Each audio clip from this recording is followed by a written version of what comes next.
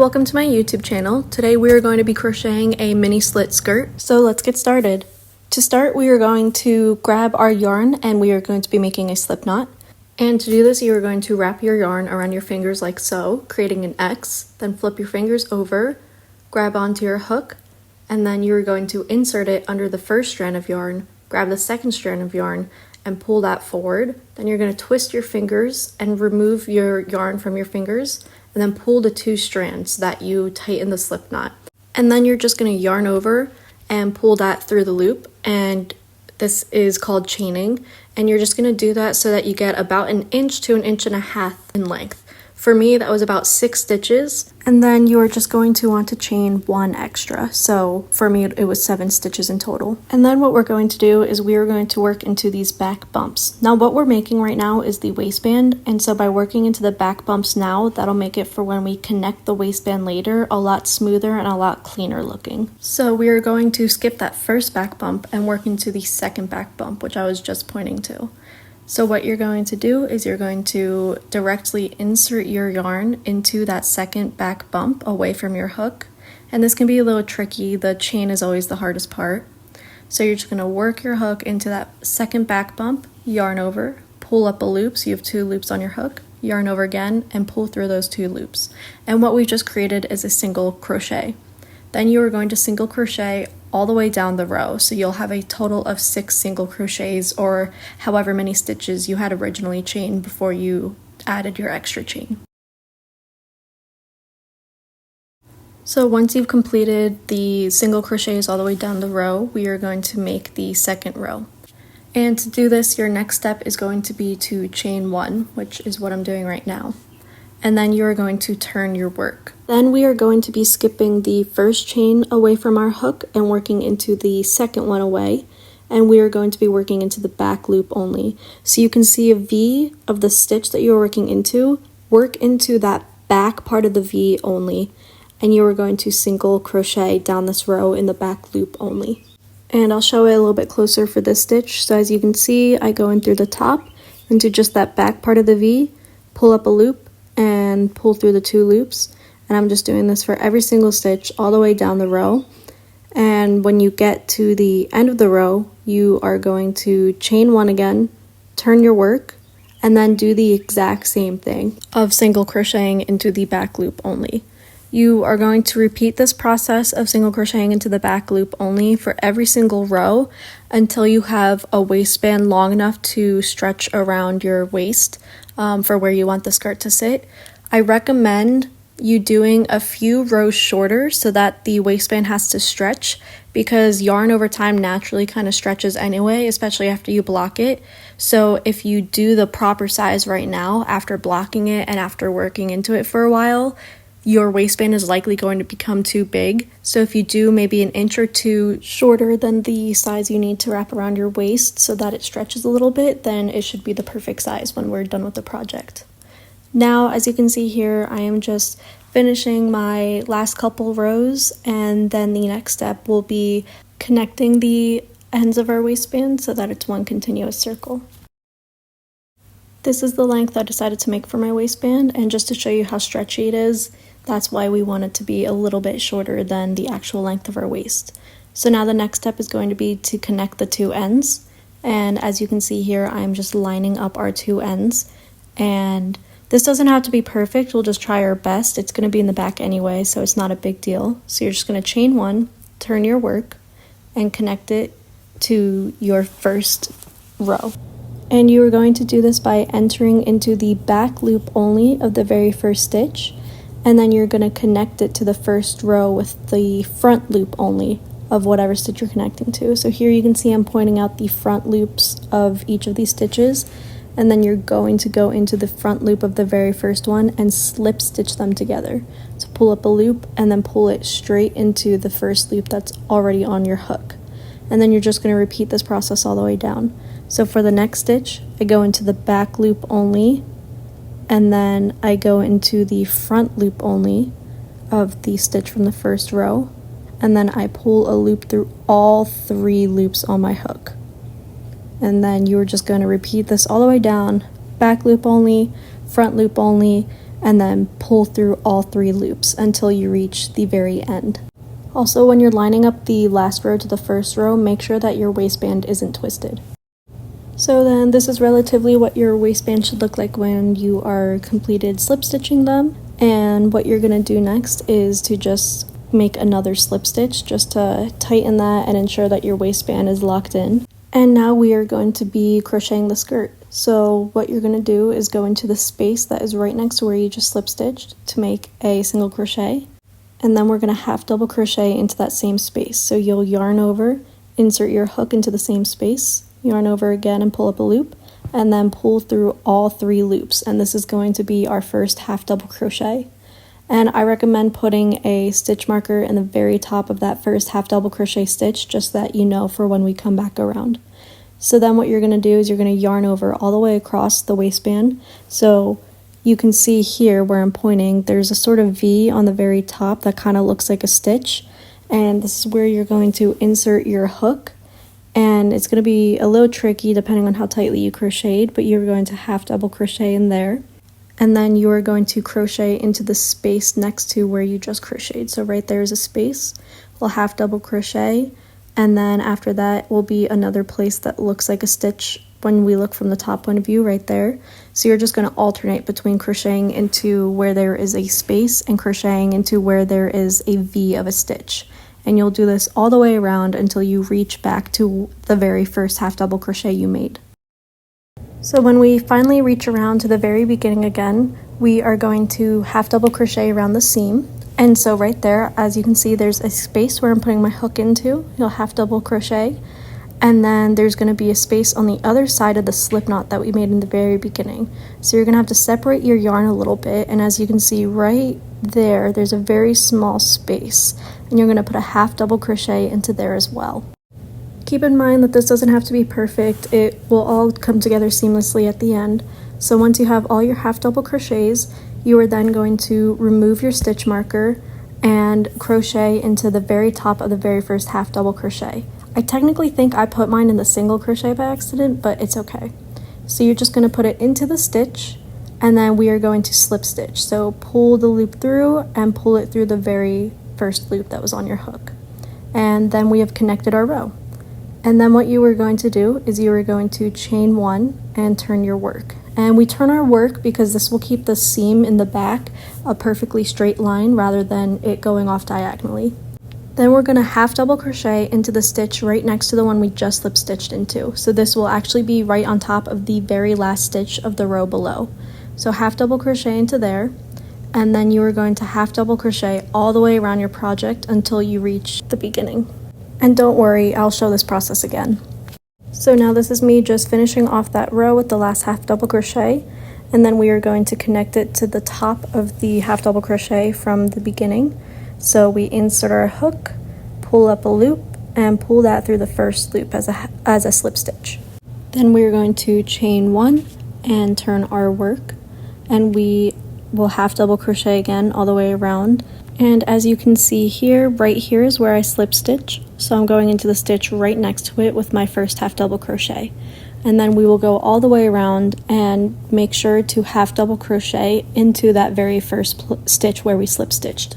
I'll also show what this looks like. And of course, don't forget to put in a stitch marker just to make it easier on yourself. So now I'm finishing the row, and as you can see here is where I had originally slip stitched. You can see it's where I pull, that stitch moves. And so I'm going to half double crochet into that as well, because that is our very last stitch. And then of course, as like we've been doing before, we're going to connect to the top of the half double crochet. And you are going to repeat this process until you reach the part of your body that starts to widen. So for me, this was about 8 rows based on where I wanted my skirt to sit on my body. This was about 8 rows of regular half double crochets until my hip started to widen. So next I'll show you what to do when your body starts to widen. So we're going to start increasing so that the project starts to widen too. So you will need 2 stitch markers, and you will need to find the edges on either side that is even. So it should be an even amount of stitches away from your seam in the middle.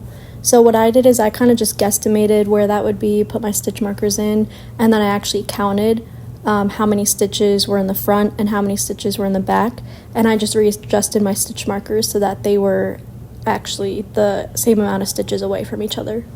Now I did have an uneven amount of stitches, so the extra stitch I just left to be toward the front of the project. All that matters is that there's the same amount of stitches in between your stitch markers and your seam. So now we are going to continue like normal. So you are going to reattach your hook and chain 1 and turn your work, and then we are just going to half double crochet as we've been doing until you hit your first stitch marker. So when you reach your first stitch marker, you can go ahead and remove it, and what we'll be doing is something called an increase. So we will put 1 half double crochet into that stitch as normal, and then we'll put a second half double crochet in that same exact stitch. So as you can see here, that same exact stitch that we just half double crocheted, we're putting a second one in. And then you're going to take your stitch marker and put it in the first half double crochet we made in this stitch, because this will be toward the seam, so it'll be closer to your butt, which is where we want the majority of the increasing to be.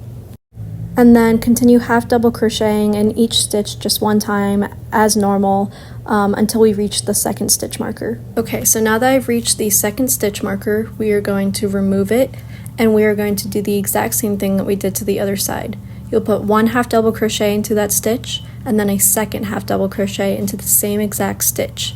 However, what's different about this time is when you put your stitch marker, you're going to put it into the second half double crochet, because this is closer to the seam, so also closer to your butt, which is where we want all the increasing to be. So you're just going to repeat this process until you reach where your butt starts to protrude. For me, this was about 2 rows because I made these lower waisted, so it didn't take long for me to get there, but if you're making them higher waisted, it might take you a few more rows until you start reaching where your butt starts to take shape. So now that we've gotten to the booty, we're going to have to increase at a faster rate because the butt increases at the fastest rate on your body. So we're going to add 2 more stitch markers, and we're going to put these as close to the middle between the seam and your other stitch markers as possible. For me, I had 26 stitches between the seam and my stitch markers, so I ended up putting these new stitch markers 13 stitches away from the seam, because even though that's not exactly in the middle, it's as close as I can get, and it's 1 more toward the seam, and that's where the largest part of our booty is. So I recommend that you do the same thing, and then we're just going to continue how we've been doing the other ones. You're going to increase in only where we have the stitch markers. That means put 2 stitches where the stitch markers are, and always put the stitch markers on the stitch that is closest to the seam. You're going to do this until you reach the widest part of your butt, and then you will remove all the stitch markers. For me, this was about 9 rows of increasing, and then I reached the widest part of my butt/hips. So now I'm just removing all my stitch markers, and for the next few rows, we are just going to half double crochet as normal in each stitch just 1 time all the way around. And you will do this until you reach the point in your project where you want to add a slit. So this can be as high or as low as you're on your thigh as you want. You're just going to keep having to try it on until you're at the point that you want to add a slit. So this was the point in my project where I was happy with the length of it and I was ready to add a slit. And again, you can make yours as long or as short as you want, but I am going to be reattaching my hook to show you how to finish off this part of the project. So as usual, I'm just going to connect my rows by slip stitching into the top of the very first half double crochet, which is what I'm doing right now. Slip stitch, and then be sure to pull that slip stitch super tight because this is where we are going to cut off our yarn. So make sure to cut off a long enough tail so that we can weave it in, and then pull on your loop and then pull that knot super tight just to keep that part of the project locked in place. And in order to know where to reattach your yarn, you are going to have to try on your project and place a stitch marker on the stitch where you want your slit to be. So as you see here, I have placed a stitch marker relatively where I want my slit to be, and this is where we are going to reattach our yarn.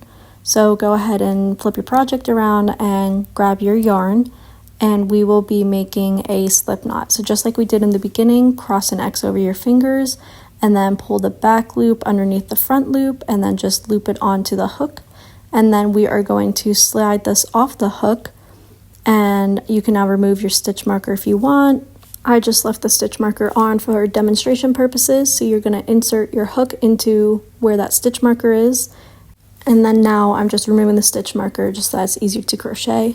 Then you are going to reattach your slip knot onto your hook, and then you're going to pull that through the stitch. And then once you have it pulled onto the stitch, you are just going to slip stitch and make sure the slip stitch is really tight just to lock it onto the project. Then what we're going to do is we are going to chain 1, which you can see me do here, and then we are going to half double crochet into the same stitch that we attached to. And then we are going to half double crochet all the way around until we reach the very last stitch, and then I will show you what to do next. So here I've reached the end of the project, and I'm just going to half double crochet in that very last stitch. And then instead of slip stitching to this first stitch, we are actually going to chain 1 and then turn our work. Then we're just going to half double crochet in that very first stitch, and then half double crochet all the way around until we get back to the very beginning. So here I am just finishing off this row, and I'm gonna remove this stitch marker, and then I am going to do a half double crochet into that stitch. And then I'm going to do the same thing that I did to the other side. I am going to chain 1, turn my work, and then half double crochet all the way around until I reach the very end. And you are just going to repeat this process over and over and over again, basically until you get the entire length that you want. So here I am just showing one more time what to do. You half double crochet until you reach the very end of the row, and then don't do what I did, keep your yarn on your hook. You're going to chain 1, turn your work, and then half double crochet into the very first stitch like I demonstrate here. So I yarned over, I insert in the very first stitch, pull up a loop, yarn over again and pull through all 3 loops, and then continue half double crocheting all the way down. And then this is just me finishing off the final row. This is the length that I wanted, so I'm just going to chain 1 after I finish the last stitch and pull it really tight. And then I'm going to take my scissors and just cut off a long enough tail, making sure that it's long enough to be able to weave in. And then I'm just going to pull on the loop and pull it really tight just to make sure that it's a solid knot locked in there. And then the very last thing to do is to just weave in your ends. So this was one of mine, and I will just show you what I do to weave in my ends. There's not really a right or wrong to do this, but I know it can be a little overwhelming if you've never done it before, so I'll just show you what I do. The biggest thing is just making sure you weave in enough of your tails so that it doesn't come undone. So I just kind of randomly search for the closest stitch to weave through, and then I find the next stitch next to it. And I do this for anywhere from 4 to 5 stitches. I just weave my needle through.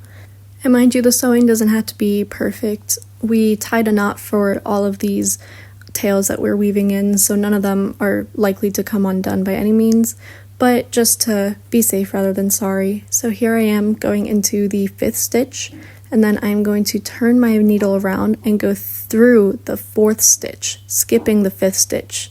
And I'm going to weave it back through all the other stitches that I originally went through. And then you'll just do this for all of the tails that we have left over, just to make sure that everything is nice and secure and you can wear the skirt out as much as you want and not worry about it coming undone. So here I am struggling to get it in the stitch. It's not the most enjoyable thing, but once I have it through that first stitch again, I'm just going to cut off that little excess tail, and then it should be solidly into the piece and it's not going to come undone. And then just do that for all your ends, and then this will be your final piece. Here I have my skirt matched with my matching top set, and the link for that will be at the end of the video if you're interested. If you like this video, please like and subscribe so I can make more free tutorials for you guys, and thank you so much for watching.